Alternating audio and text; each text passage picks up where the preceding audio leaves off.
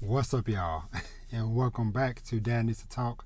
I'm your host, Robert, and today we have returned to the greatness that is Oshi no Ko. Now, just to preference this is a discussion for the manga of Oshi no Ko, but before I get into any spoilers of that, I'll just say real quick because the other day we did have the debut of the anime, a almost hour and a half premiere episode, and it was freaking fantastic. They knocked it out of the park, so they definitely did. The whole pretty much that first episode covered the first volume of the manga, which is the prologue to the story. Now, from here on, manga stuff. So I already did, at the end of last summer, I had did my first kind of like review and discussion of Oshi no Ko because I read like chapter 1 to like 60 something at the time. I had caught up at that point in time, but kind of just been letting the chapters build up over all these long months. And so with watching the premiere of the anime, it was like, man, I think it's time to go back. And I'm so happy I did because today I've read from chapters 77 to 100. Now, I did read a few chapters here and there from when I last recorded, like back in July or August of last year to now, but didn't really do too much after that or whatever. So a few of those things are a little bit fuzzy in my head, but it's just a couple of main things I wanted to touch on today. But like I said, this is spoilers for everything in the manga of Oshi no Ko up to chapter 100. Which the chapters I read covered the private arc and the main story arc, which is the name of those two arcs. And I'll definitely say Ruby has literally become a shining star during these about 30 chapters that I've read today. But rewinding back a little bit, so my memory is a little bit fuzzy of like some of the stuff that happened in like the last few chapters since the last time I read, but I did remember that they were Aqua them, that whole kind of like main crew, they were back in kind of like the town where I had the twins, and of course where Aqua's original body, where he got killed and stuff, whatever. Because they were there for like a something or whatever. I can't remember what it was. But Aqua's goal was to maybe try to uncover, like, after all these years, 16 years, why has nobody found his body? Well, during these chapters, I think it was like close to like chapter, let me see if I can, maybe it was like close to like chapter 70. Well, I don't know. Anyway, I can't remember the specific chapter number or whatever, but point is, they found the doctor's body hidden behind, it was like some like tucked away hidden shrine, which the only way they found it is because when Ruby and I think Akane, when they were hanging out and talking or whatever, a freaking crow came and stole Ruby's hotel key, and they were chasing the crow, and it ended up going into like some like little hidden cave thing behind the shrine that he kind of like made his nest, and they found the freaking doctor's body. And so of course, it's like, okay, Aqua in one hand kind of like, okay, found my body or whatever, but on the flip side, that ended up breaking Ruby. Like, she was so distraught because she back when she was originally alive as the young girl that was sick in the hospital, she did have a little crush on the doctor or whatever, and kind of like they were kind of joking about like, hey, you keep getting better or whatever, and someday, maybe we can be a thing or whatever, kind of jokingly or whatever. Well, she was like, okay, well, hey, maybe I can find the doctor. He's been missing all these years, and maybe if I become famous enough, da da da da. But then her seeing his body, which of course brings up the whole thing of like, if Aqua and her would just have a serious conversation of like, hey, this is my past of who I was, and before I got reincarnated, a lot of this extra stuff would have been cut out or whatever.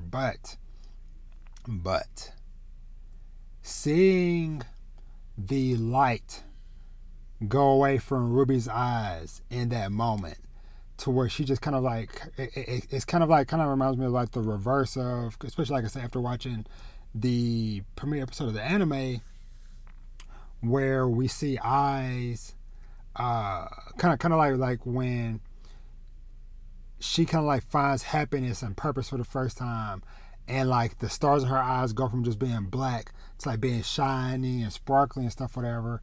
Well, the reverse happened for Ruby when she discovered the doctor's body, and like all the shininess and sparkliness from the eyes just drained, and now she just has the black stars in her eyes and stuff. And so it was very interesting reading these chapters, because the next arc was basically B Komachi, the idol group's popularity pops, because after them discovering the death, or the doctor's body, whatever, they were there to shoot a music video, whatever, for the pop group, whatever. And so she just had just like this alluring look in her eyes that just like captivated everybody that watched the music video, and that just like skyrocketed their popularity of the group, and of course got Ruby a lot of opportunities for different things, whatever. But Ruby wanted more, because now she was on the verge of trying to get revenge and stuff as well. And so she ended up going, and I can't remember the guy's name, but basically the former president of the Strawberry Co. She ended up going and finding him, and so he has been secretly throughout this last arc, basically kind of mentoring her in a way, because he also wants to find the person who killed I and all this stuff. And so he was kind of like giving her pointers and tips and using his connections that he made over all the years and stuff, whatever. And so then we ended up in this interesting situation to where Aqua was kind of like a co-host on like this like popular kind of like internet TV show or whatever. And so Ruby eventually kind of like weaseled her way in as kind of like the host of it or whatever, kind of like the on the scenes host. And just seeing some of the stuff that she was doing, especially, and this is just like some of the stuff that just like makes this show so good, is the continued diving of them into,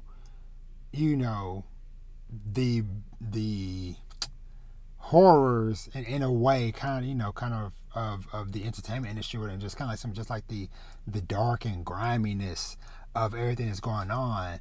And so that kind of like mini arc where they had the cosplayers come on, that kind of tie back into the anime series that they did a shoot for earlier in my last binge read. But having the cosplayers come on, that situation falling apart, and Ruby captivating the drama that happened on it or whatever. And I do gotta say, just because like, and I feel like just because I'm so active on Twitter and stuff nowadays, just seeing the fallout of when that one cosplayer went, she was basically getting kind of like sexually harassed by the producer, and she left and immediately was tweeting about her experience, whatever.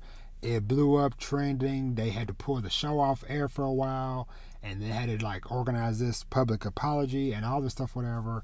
But yeah, just seeing the way Ruby just like navigated that situation and ended up using it to her advantage, because in a way it's like, okay, we brought light to how cosplayers don't get the recognition and respect that they deserve.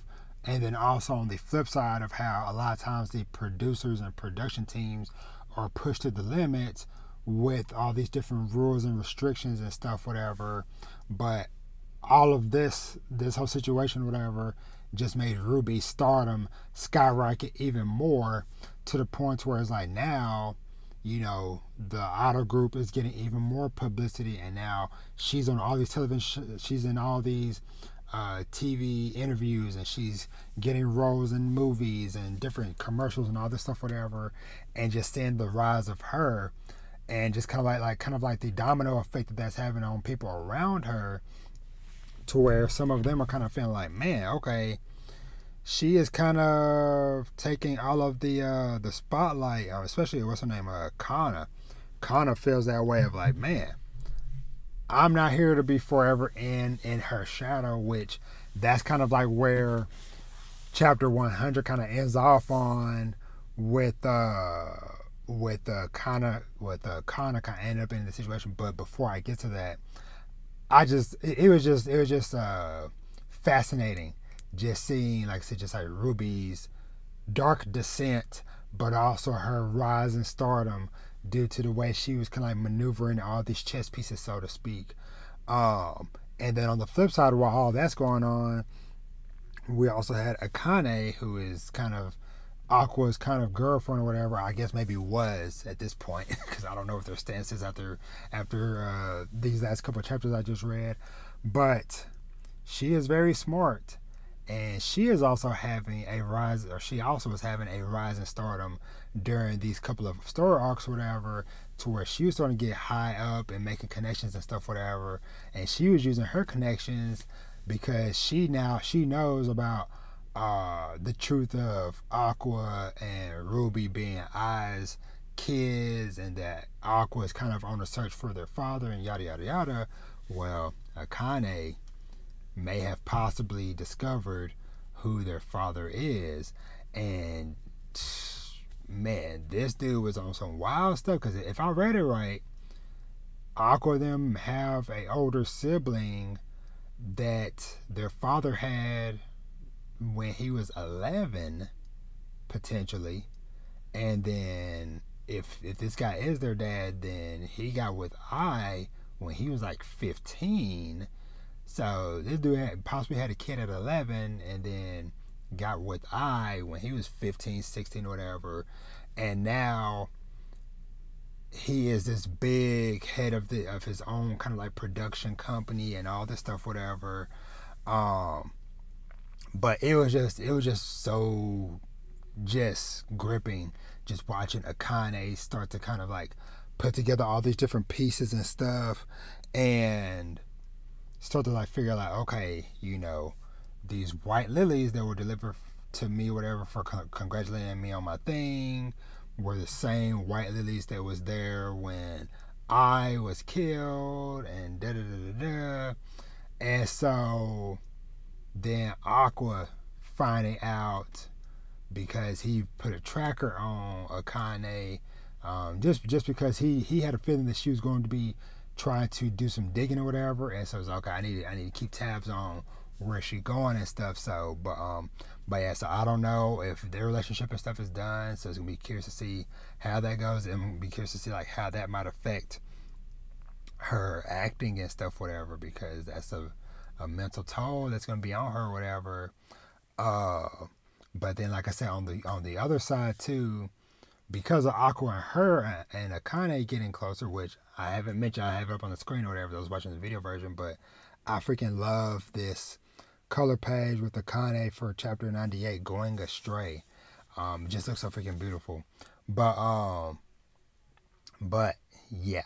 On the flip side, Aqua situation, or kind of like friendship, quote unquote, with Kana kind of got tossed to the wayside, because, but from Aqua's point of view, he's like, man, I don't want to get, you know, her caught up in any mess, because I know he knows how it is with idols, and if there's even a hint that they might be in a relationship, whatever, how much damage that could do for their career and all that stuff, whatever. But he just like cut her off just cold turkey, and so between him cutting her off, and then Ruby having her rise and stardom and kind of like, you know, overshadowing everybody in the group and stuff, whatever. Now Khan is kind of like trying to find her own path, And so she ends up meeting this producer through this other idol friend or whatever that she had. And chapter 100 ends with her going home with him. Now, at this point in the story, she is 18 or whatever, so she is, a legal adult or whatever, but we just see that last panel, somebody in the car with the camera, and we just see the title for the next story arc, which is titled Scandal. So that's why I had to stop right there, because I'm like, okay, we about to get into some real mess right now between, Aqua now potentially knowing who his father is, and then this potential scandal that might come up with Kana and how that might backfire with the idol group and all that stuff, whatever. And I wouldn't be surprised if freaking Ruby be like, yo, hey, we've known each other since we were like 2 years old, but you can't mess up the money, so you gotta go. I don't know. But I'm very eager to dive in. But like I said, I just wanted to record something really quickly, just to kind of like share my thoughts, and to of course celebrate, like I said, the awesome start of the anime and me reaching chapter 100, where we got this really dope color spread. But I still like that Kane one better. But it's still need to just see a color spread to celebrate chapter 100, which was titled Business.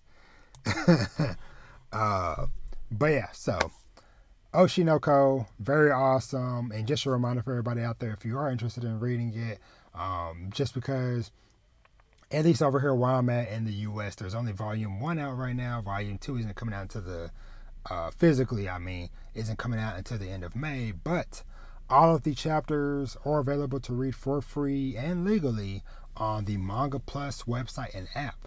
Because that's where I've been reading them and stuff. Those along with lots of other very dope series on there as well. But yeah, so Oshi no Ko, like I said, if you've watched the anime and stuff, whatever, and if for some reason you're still listening to this and you're an anime only person or whatever, I commend you. But yeah, so you can go and read it on the Manga Plus app website and app. And with that, I'm gonna wrap this up. And I'm supposed to go read some more Oshi no Ko. And hopefully, maybe I'll be seeing y'all for another update in the future. But until then, thank you so much for watching and or listening. And as always, you can find me everywhere at Dad Needs to Talk. And I'll catch y'all on the next one. Peace.